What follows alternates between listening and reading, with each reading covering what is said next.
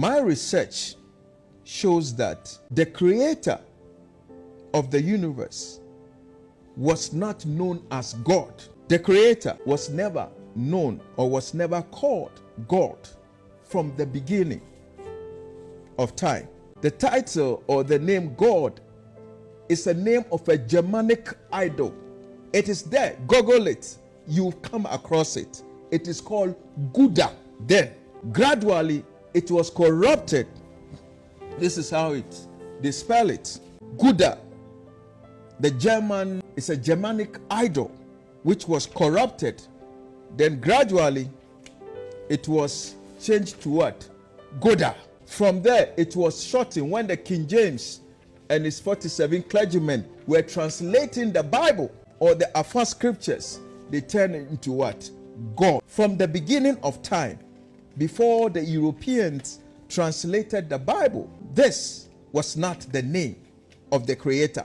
The title God was never the name of the creator. So the question is, what was the name of the creator? Now we're going to find out what was the name of the creator. Inti upesa oche say God ye German for bosom. God ye German for bosom. Obi ankwaya ni research and find out the truth. Some people saw the Bible. Now we're going to look at the true name of the creator. This is where I would like to use the scriptures. We will start off from I would like everyone to read 1 Samuel chapter 12 verse 8. In this scripture, Samuel invoked the God of thunder, lightning, and fire. This God of thunder, lightning, and fire, when you come to the Ewe Pilo language, I'm using the word Pilo because it's one of the ancient languages, one of the oldest languages. The God of thunder is known in the Ewe Pilo language as what? Now, after you finish or we finish reading 1 Samuel chapter 12 verse 18, we go to Job chapter 37 verse 4 to 5. That also describes or gives you a clear understanding of who the God of thunder, lightning is. Then from there we can also read 1 Samuel chapter 7 verse 10.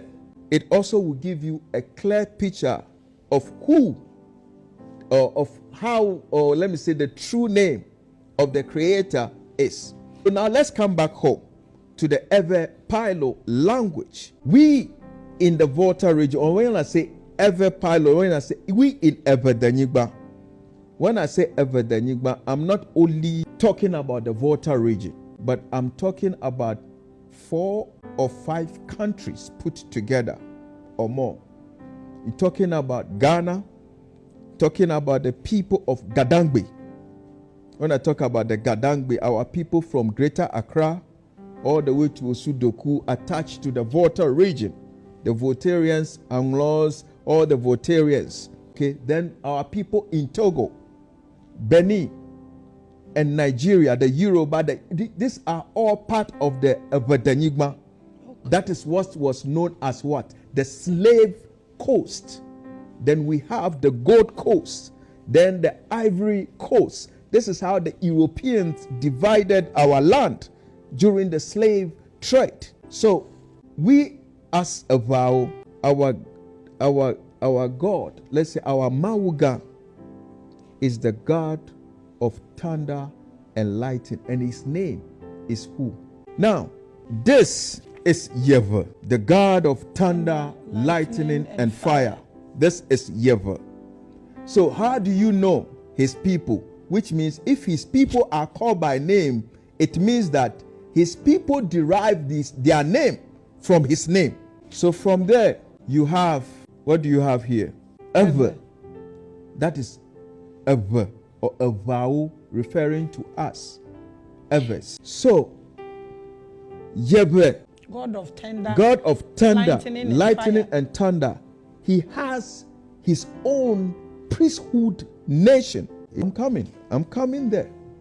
So that is why today, even from the ancient of days, even from the time the nation of Israel was there, the God of thunder and lightning was there.